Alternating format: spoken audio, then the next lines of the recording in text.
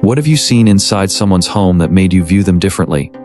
Before we start with the first story, please hit subscribe and ring the notification bell to stay updated with us.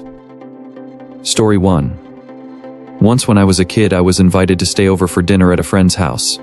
My friend's mother poured a large quantity of ketchup into a cereal bowl, which the entire family all casually dipped their fingers into and licked throughout the meal. I had a friend in middle school that would do this but with ranch. He would take his tray at lunch and fill every spot that didn't have something in it with ranch.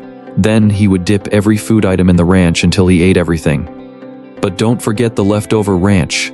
No spoon or anything, he would just use his fingers to wipe the tray clean. Story 2. Stayed the night at this girl's house and got up early to make some breakfast. I'm rifling through the cabinets looking for salt and pepper to add to my eggs. Come to find out, this lady has no spices in her house. None. Not even salt. Like what? Not quite as bad, but my brother-in-law and his GF only had salt, pepper, onion powder, and paprika LMFAO. We brought over everything to make burgers except for the spices. We didn't think we'd have to bring our own garlic powder. For the next Christmas, we made them a nice spice gift basket. Story 3. Went over to have a post-work smoke sesh. Dude's wife was strung out, toddler just hanging out, an infant in a playpen, both unsupervised, dog-free roaming, cigarette butts put out everywhere, and just piles of dog mess all over the house. I dipped immediately instead of smoking, told him exactly why. Because his house was disgusting, and I didn't feel comfortable getting stoned in front of children. Then I reported him to CPS, and called my boss to let him know that if a coworker didn't show up, it's because I called CPS on him. My boss was pretty chill about it. Homeboy lost his job because of the charges he picked up. They found meth, coke, popped him for distro possession, illegal firearm possession, child endangerment, child neglect, and abuse of a minor. Apparently the kids were severely malnourished, and misuse of welfare WIC benefits. Story 4. I better appreciate that a friend of mine was badly depressed when I saw how messy his home was. I wanted to let him know if he needed anything, I'd do my best to help, but I don't want to just say, "Hey sad ass, let me help." As someone severely struggling, if my friend's sibling burst through my door and said, "I'm helping you," I would burst into tears from the overwhelming love I would feel. This is an actual fantasy I play through my head often. Someone who loves me enough to force some profess on me. Really, the entire concept of a love so strong that someone would just burst in with no desire but to help is actively making me sob right now. What I wouldn't give for that. Story 5. I was once a bartender in an affluent area. I would occasionally get invited to after parties with the regulars. More than once I saw a large home, barely furnished, as in multiple rooms were completely empty, and they just lived in maybe 2 rooms of the house. It appears that these people would buy and even rent the homes to put on the look.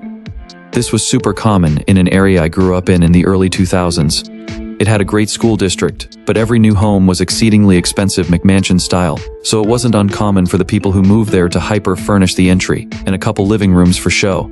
But their out-of-sight rooms, like their upstairs, were completely barren as they couldn't afford it. Story 6. Trick-or-treating as a kid, we were always scared to go to one neighbor's house. The yard, nor home, was well kept. Stories circulated the neighborhood for years that he was a mean man, had killed his family, etc. As a dare, I ran up and rang the doorbell, and as I tried to run away, an older gentleman opened the door. He said, "I don't get many kids nowadays, happy Halloween," and held out a bowl of yummy candy bars. I peeked in, and it was a meticulously kept home on the inside. A little candle-lit, neatly folded blankets and magazines, next to his lazy boy chair. He was so kind. I believe his kids were grown and had moved away. Wife had passed away years ago. Made me not believe the rumors that get started about people. Story 7.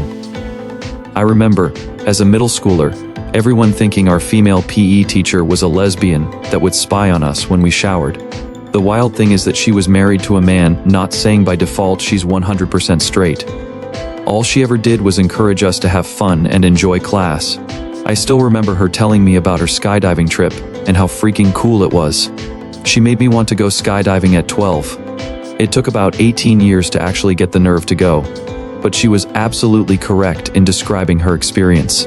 I hate how kids can be bad without even fully realizing how cruel their behavior can be. At least not until later. Story 8. Super popular, rich kid in high school. drove a BMW, had a huge house, and both of his parents were doctors. Went to a party at his house one night and was absolutely horrified by the filth they lived in. There was dog mess and piss absolutely everywhere in the house, and little chihuahuas running around. Then there were even more dogs stacked on top of each other in crates in the garage. I was so stunned and disgusted I couldn't even have fun, and was just horrified for the animals. And him, because he obviously thought this was all normal. And because he was cool, people weren't saying anything.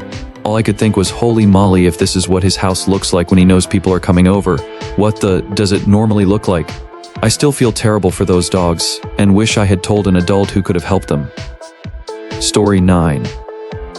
If I had not known my neighbor when I was growing up was a World War II vet, and the coat was a war trophy, it would have been the SS officer's jacket he had in his closet. Fresh and never worn, he pulled it off a wagon somewhere in France. Without the context, it would have been a massive red flag. Instead, him and his wife were a sweet couple that were always happy to tell my brother and I stories from the war. He served in Europe, she served in the Pentagon writing letters to fallen soldiers' families. I miss them still 20 plus years after they passed on. Story 10. Was dating a girl for a couple of weeks, and went to hang out with a couple she was close friends with. We are at their house, hanging out, and having a pretty good time. They seemed pretty cool. The guy started talking about the iguanas they have and asked if I wanted to see them. They had a separate room for them. We go in there, see the big cages with lizards. They were very impressive. And the big Ku Klux Klan posters on the wall next to them. I made an excuse to leave their home soon after. My girlfriend asked what was wrong, and I explained what I saw. She knew and didn't think it was any big deal. It ended that relationship as well. Story 11. One family I went to visit had a room in their house that was set up for a college kid. Posters, TV, some weights, computer desk, even a half-empty cologne bottle on the desk. I asked them what college their son went to, and they immediately changed the subject, and the mom looked down and away. They said the room is rented out. I later found out their son could not get into the college he wanted and decided to commit to end life. They left his room exactly as it last was. I still think about them. Reminds me of a couple who lived down the street from me when I was a kid. It was a small town, and there was a lake in the school forest with a dock in it. Thing is, the water at the end of the dock wasn't that deep, and there were a bunch of rocks in the bottom. Their teenage son fell off it one night, not sure what exactly happened, but he hit his head on those rocks and drowned. They did the same thing. Left his room exactly as it was when he died. You could see his shoes on the porch when you passed by. Story 12. I sort of had a neighbor like this. He was an old man, very tall and had long gray hair. The skin on his face was very wrinkled, and all of this made him look like an old hobo. If you've seen Breaking Bad, the old dude running the junkyard looks exactly like him. Anyway, as kids we would be scared to go near his house, which was an old house sort of in the middle of an overgrown old forest. The yard had a few old cars rotting away. It was downright scary. One time as a teenager during winter, I came home from school and noticed that I was missing my keys. I sat on our porch, freezing, and the man came walking by and asked why I was just sitting there, out in the cold. I told him that I had lost my keys. He invited me into his home, and as I didn't want to freeze, I went. Turns out he was an old fishing boat captain, and he was very, very nice. He made me toast and hot chocolate, and we listened to music on his vintage stereo system, really weird-looking huge speakers with horns, never figured out the brand. He had a ton of old and interesting stuff that he had bought on his travels. I had a really good time. The sad plot twists to the story are that one. His wife had passed away many years before, and he had no children or relatives too. He himself passed away from lung cancer a few years later, and his house went vacant for something like 10 years, with all the stuff still in it. But later someone bought the house and completely restored it. Story 13. On a somewhat related note, I was checking a customer in at my work. They were dropping off a laptop to have it repaired. I recognized the last name, and I said, "Are you any relation to Steve? I haven't heard from him in a couple of years. How is he doing?" She suddenly changed her demeanor entirely, got really silent, and said, "He was my son. He himself 2 years ago." I felt horrible that I had dredged that up for her, and I felt even worse that I had no idea the guy even died. What really messed me up though was that I learned I was one of the last people he ever called before he did it. We weren't exactly friends. I didn't see him all that often. But he was a wonderful client, very fun to be around. Guy was a school teacher, students loved him. Big burly biker looking guy. He always told me he wanted to grab a beer with me sometime. If the Todd in the obituary is anything to go off of, the evening he himself, he called the store I work at and said he was interested in buying a computer. I told him I'd be more than happy to come down that very upcoming weekend, as he often had difficulty getting time to come down during normal business hours, and told him we could go grab lunch. We had a fun little chat for about 20 minutes, with a rain check on getting lunch. I didn't hear from him ever again. Story 14. I'm a CSI. I went to a residential burglary when I used to work at an agency in North Carolina. The homeowners were in their 70s. Their house was your typical grandparents' place with lace doilies everywhere, flowers and photos all over the walls of the entire extended family. A table near his chair with hunting and fishing magazines. A table near her chair with knitting needles and yarn. The whole 9 yards you'd expect to see at Grandma and Grandpa's house.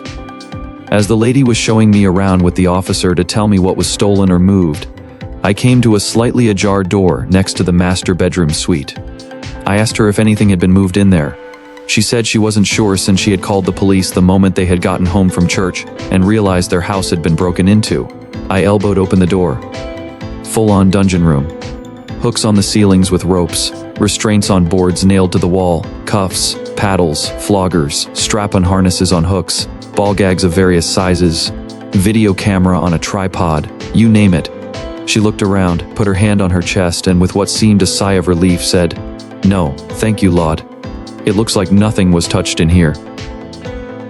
I will never look at an old woman in a Peter Pan collar and flower-patterned dress the same now. Story 15. Their Labrador in a crate so small it could only turn around with great difficulty. The crate was anchored to the wall because otherwise the dog would thrash around in the crate until it shook and moved across the floor. I asked if the dog had done something wrong to be put in timeout in the crate, like chewing up some shoes. My ex-friend said no, that's just where the dog lived for the most part. It got out every so often to eat or toilet in the yard, but all other times of day and night it was created. Their reasoning was that when they let it out the crate, it was too hyper and destructive. Probably because it spent its whole life stuck in a tiny box. I argued with the friend and left the house on bad terms. I did phone an animal rights hotline but was told there wasn't anything they could do. Since the dog was technically provided food, shelter, and decently hygienic conditions, it wasn't illegal to crate them near constantly, even though the org agreed it was neglectful, abusive. Alright folks, that's a wrap. If you like this, please hit the thumbs up and subscribe to the channel. You can also share your those in the comment below.